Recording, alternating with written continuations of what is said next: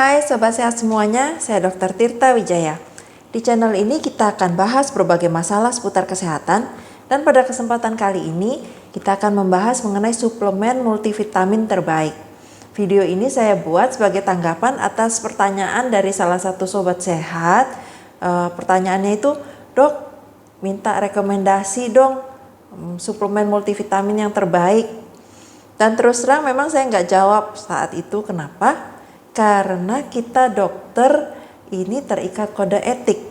Meskipun saya tahu merek atau jenis suplemen multivitamin yang menurut saya terbaik, yang saya sendiri pakai, tapi saya nggak boleh disclose di media sosial, di media massa, di Facebook, YouTube, nggak boleh. Kenapa? Karena itu jatuhnya iklan.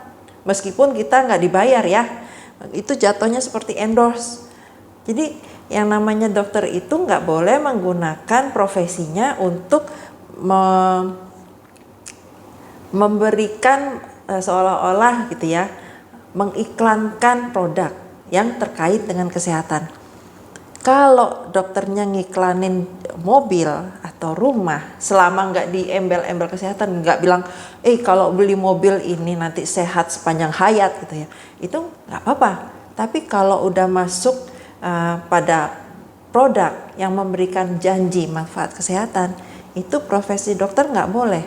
Jadi hati-hati Sobat Sehat kalau lihat ada orang ngakunya dokter terus MLM jualan barang-barang kesehatan gitu ya, alat-alat kesehatan atau obat atau suplemen atau herbal atau apapun, itu jangan-jangan bukan dokter atau dokter yang sudah nggak aktif ya, karena ini memang kita terikat aturan, nggak boleh gitu ya. Bukan saya nggak mau, bukan saya nggak bisa, bukan saya nggak tahu, tapi memang nggak bisa, nggak boleh.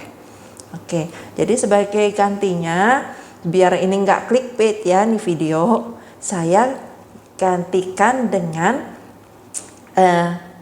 makanan. Jadi bukan suplemen ya, makanan yang mengandung banyak vitamin. Oke, sebenarnya gini, yang namanya suplemen itu artinya apa sih? Artinya pelengkap, penambah. Jadi kalau vitamin yang kita butuhkan itu nggak kita dapatkan dari makanan sehari-hari, baru kita butuh suplemen. Atau pada saat kita kebutuhannya meningkat di luar kebiasaan dan nggak mungkin tercapai dari diet sehari-hari, baru kita butuh suplemen. Tapi dalam keadaan normal, kebutuhan multivitamin dan mineral itu bisa dicapai dengan makanan biasa kita sehari-hari dengan diet yang sehat. Yang penting itu diet makanan sehat, bergizi, dan gizinya itu seimbang dan bervariasi. Jadi nggak makan satu jenis aja gitu ya. Dan dalam jumlah yang cukup. Jadi meskipun itu sehat dan bergizi dan gizinya seimbang dan bervariasi, kalau jumlahnya sedikit nggak nampol dia. Jadi gitu ya, sehat, bergizi, seimbang, bervariasi, dan jumlahnya cukup. Nggak terlalu banyak dan nggak terlalu pendek. Oke, intinya sih nggak ada itu namanya superfood. Semua makanan itu perlu bervariasi.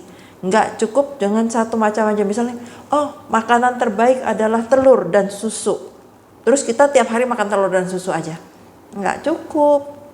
Nggak ada superfood. Jadi makanan itu harus bervariasi. Dan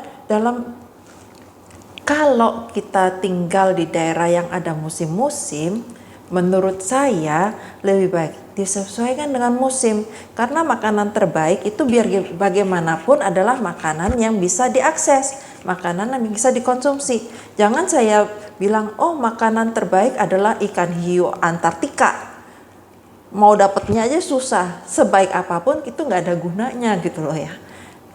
Jadi makanan yang bisa diakses. Kalau ada musimnya, ikutin musimnya aja. Nanti musimnya berganti kan makanannya otomatis berganti juga. Ya, satu, variasinya dapat. Kedua, segar dapatnya. Dan ketiga, murah. Kalau makanan lagi musim kan banyak yang jual, murah. Kalau lagi nggak musim kita cari ya susah, mahal ongkirnya, gitu ya. Jadi ikutin aja musimnya apa. Tuh. Nah terus pastikan itu segar, dengan kalau bisa pilih yang organik. Organik itu maksudnya ya jangan yang dibebani terlalu banyak pupuk gitu ya. Nah, terus bagaimana dengan makanan yang direkayasa secara genetik? Itu bagaimana efeknya terhadap kesehatan? Vitaminnya gimana? Nutrisinya gimana? Sebenarnya yang namanya makanan rekayasa genetik itu bukan hal yang baru. Jadi banyak makanan kita, tumbuh-tumbuhan atau hewani juga ya, itu yang direkayasa secara genetik untuk memperoleh hasil yang lebih baik. Apakah efeknya terhadap tubuh baik atau enggak? Itu sebenarnya kita susah ngomong. Kenapa? Karena hampir semua makanan yang kita konsumsi itu sedikit banyak direkayasa loh. Jadi susah, nggak ada kontrolnya, nggak ada pembandingnya. Apakah mereka yang konsumsi makanan yang direkayasa dengan yang tidak direkayasa ada bedanya atau enggak? Karena hampir semua direkayasa. Contohnya aja, pisang. Pisang itu kalau zaman dahulu kalanya berbiji loh. Waktu saya masih kecil sering banget makan pisang batu. Jadi pisang bijinya gede-gede, batu. Sekarang udah susah nyarinya. Kenapa? Karena pisang batu itu nggak enak dimakannya. Maksudnya pisangnya enak tapi kan banyak bijinya jadi susah. Jadi direkayasa gimana supaya bijinya kecil-kecil, bahkan hampir nggak ada. Mungkin sobat sehat ada yang ingat kali pernah makan pisang yang ada bintik-bintiknya di tengah. Nah, itu udah termasuk rekayasa itu. Kalau pisang yang zaman dulunya itu gede-gede bijinya, gitu ya. Terus mungkin ada yang ingat semangka tanpa biji, anggur tanpa biji. Nah, itu sebenarnya udah hasil rekayasa. Dan semangka yang zaman dahulu kala pun nggak seperti semangka berbiji yang sekarang. Saya ingat zaman dulu saya makan semangka itu nggak semanis sekarang, seingat saya ya. Dan kulitnya itu kayaknya lebih tebal deh. Kalau sekarang itu habis hijau, putih, terus merahnya banyak gitu ya. Kalau dulu kayaknya yang putihnya itu tebal gitu. Nggak tahu mungkin, tapi kemungkinan besar itu karena udah direkayasa gitu loh. Dan kontrolnya susah. Jadi saya mau bilang ini makanan direkayasa itu jelek, nggak ada basicnya juga gitu. Mungkin sih jelek gitu ya, tapi saya nggak tahu pastinya. Terus kalau kayak pupuk apa, sebisa mungkin sih dihindarin gitu ya, tapi ya itu kan masih bisa dihindarin. Kenapa? Karena kalau kayak pupuk, bukan pupuk deh, saya takutnya kayak pestisida, herbisida, itu kan fungsinya kimia-kimia yang untuk membunuh serangga, membunuh jamur, kayak gitu-gitu. Nah,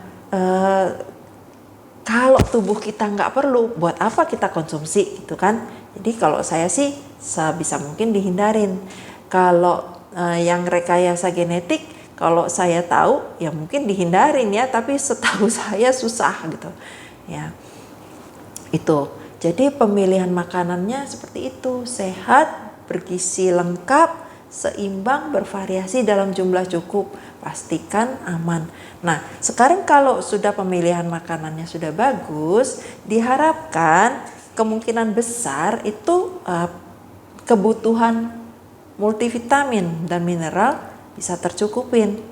Nah, terus bagaimana kalau ada orang yang dengan diet khusus? Misalnya yang vegan, vegetarian, nggak boleh makan daging, nggak boleh makan itu. Nah, orang-orang seperti inilah yang perlu dapat suplemen. Karena pasti kebutuhannya nggak bisa terpenuhi secara seimbang. Ada hal-hal tertentu yang dia nggak bisa dapat dari makanan diet dia sehari-hari. Nah, kalau udah kayak gitu, sebaiknya ke dokter aja. Kenapa? Karena kita perlu tahu dulu yang kekurangan, yang defisiensi apanya. Jangan kita hantam semua pakai multivitamin dosis tinggi. Kenapa? Karena karena vitamin itu memang bagus, tapi kalau terlalu banyak itu nggak bagus juga. Jadi segala sesuatu yang berlebihan itu, bahkan hal yang baik pun bisa jadi nggak bagus. Contohnya yang gampang aja, vitamin C kan banyak orang bilang vitamin C itu aman karena dia nggak disimpan di tubuh, nggak akan terjadi keracunan. Tapi kalau kita konsumsinya terlalu banyak kan harus dikeluarkan dari tubuh tuh, itu meningkatkan beban kerja. Oke, kalau vitamin C itu kan diolahnya, dibuangnya sama ginjal ya, jadi meningkatkan beban kerja ginjal gitu loh. Jadi ginjal yang harusnya kerjanya cuma segini jadi segitu, lama-lama cepet gitu deh. Dan nggak ada efeknya juga. Kalau kita butuhnya 50 mg sehari, kita hantam dengan 1000 mg sehari, sisanya kebuang kok itu. Kalau dosen saya bilang namanya kencing sultan. Jadi pipis barang mahal, kebuang itu vitaminnya, nggak kepake gitu ya. Memang ada kalanya kita perlu vitamin dosis tinggi dalam kondisi-kondisi tertentu gitu ya. Jadi itu sebabnya kalau memang perlu, ke dokter aja biar diperiksa dulu. Dokter juga bukan terawang-terawang, oh ini kayaknya butuh vitamin D, ini kayaknya butuh vitamin C, nggak gitu. Diperiksa kayak mau vitamin D gitu ya, diperiksa dulu di darahnya, kadarnya cukup enggak. Nah kalau nggak cukupnya sedikit apa banyak, dosisnya beda nanti suplemennya ya kan. Kalau apalagi kayak vitamin D gitu, itu kan dia bisa numpuk di dalam tubuh ya. Kalau kita ngasihnya kebanyakan nanti bisa jadi keracunan, toksisitas gitu ya. Terutama vitamin yang tidak larut air ya, itu kita takut kelebihan gitu. Jadi diperiksa dulu, bukan terawang-terawang. Terus bagaimana dengan mineral? Sama, dicek dulu.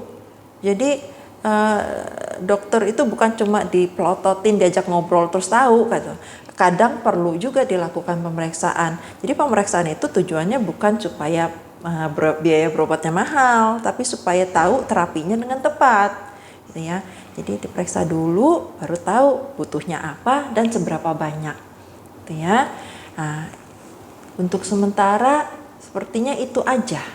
Kalau sobat sehat ada nih, oh kemarin saya banyak makan ini tapi nggak boleh karena kenapa. Oh kalau saya kemarin kurang zat ini, disuruh makan itu. Boleh di-sharing, tapi ingat ya, kondisi tiap orang beda-beda.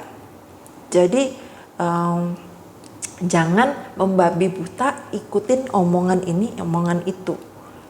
Memang kita manusia sama, matanya 2, hidungnya 1, mulutnya 1, tapi kan bentuknya beda-beda. Begitu juga kebutuhan kita masing-masing itu beda-beda, respon tubuh kita masing-masing itu juga beda-beda. Jadi nggak bisa disamaratakan gitu ya. Kadang bisa sama, seringan juga nggak bisa sama gitu ya. Jadi untuk sharing saran-saran kesehatan seperti itu sebaiknya dicerna dengan hati-hati gitu ya, jangan membabi buta diikutin. Oke, semoga apa yang saya sharingkan hari ini bermanfaat. Salam sehat selalu.